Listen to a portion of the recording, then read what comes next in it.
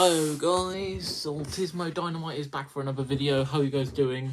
Hold on, is it? Yeah, it's recording. We are recording, and I hope you guys are doing alright. I'm doing alright. Even though the Fury Magmedo fight was very underwhelming, but nevertheless, we're not here to talk about it. So bit of a random one. I actually wanted to talk about to be fair, I did kind of forget this fight was happening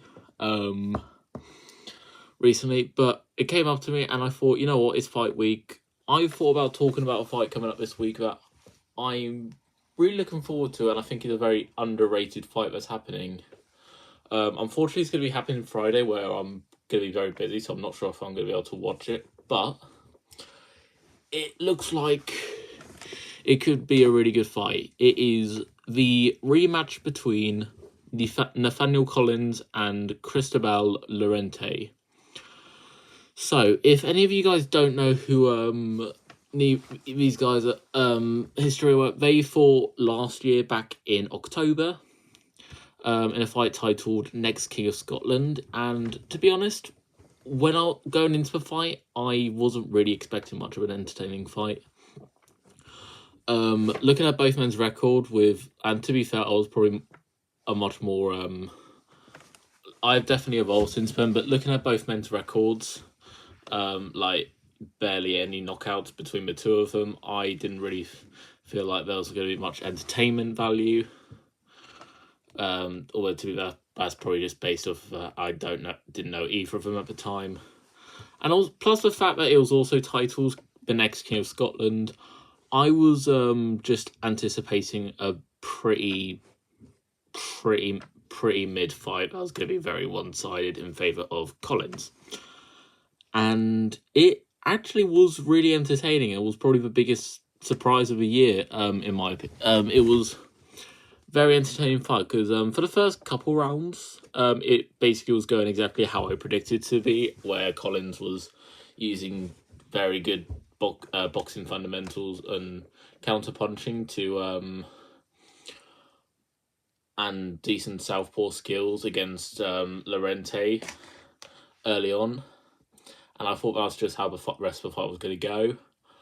But to be fair, as the fight headed on into the later rounds, Collins actually did, and to be fair, definitely did a lot better than other people hadn't. Because on FanZone, only like 4% of people actually had Collins winning the fight, and he ended up making the fight much closer than we actually thought, which was actually I think it was like, yeah, so first half of the fight I thought was pretty one-sided in favour of Collins. I thought at best Llorente won like 2 rounds of the first half of the fight. Then you go into the second half, and after round 7, Collins actually began to gain some good momentum, where he began to throw more, land more, and you could see he began gaining momentum, which I feel like was probably more of a result of Collins trying to be a bit more aggressive and give the crowd an entertaining fight, I think. He did talk about how the moment kind of got to him like after the fight, which I guess made sense because he kind of, I think, dropped the ball a bit going into the later rounds. Now, he did have a decent round 11, and to be fair, by going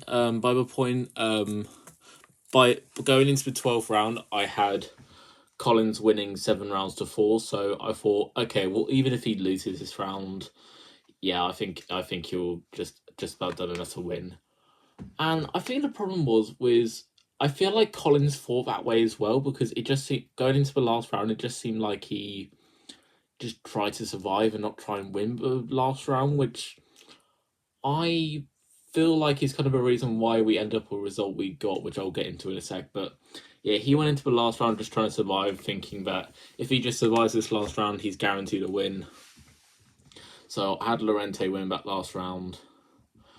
So yeah, and after that we got the scorecards, where the first judge was 115-113 Llorente.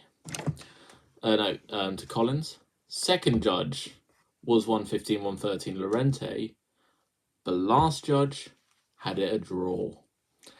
And now, some people would argue that it was maybe a bit controversial, but it ended up being a draw, that Collins did enough to win, and To be fair, if I had to pick a winner, it would definitely be Collins. I feel like at best Lorente got a draw. I didn't really think he did enough to win the fight.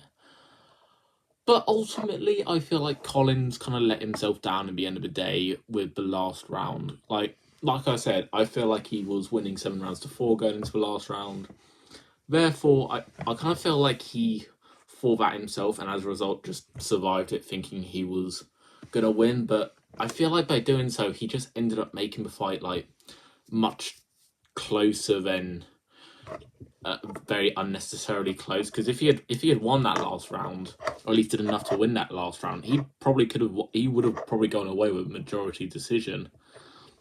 Actually, wait, no, he would have, because if he had won that last round, because to be fair, they haven't released the scorecards, but I bet all 3 judges had Lorente winning that last round. So that means if they had given Collins that last round and bumped and like just adjusted the scores a bit, it would have been 116, 112 to Collins, 114, 114 a draw, and 115, 113 Collins. So if he had won that last round, he would have won. He totally would have won. And I don't understand why he didn't go out try to win that last, because that usually seems like where you'd probably put most of your, like, after a long fight, you'd probably want to put everything into try and win in that last round, try and make it as much into your favour as possible, which I don't really understand. But nevertheless, ended up being a draw. And now, April 17th, the rematch. So who do I think is going to win?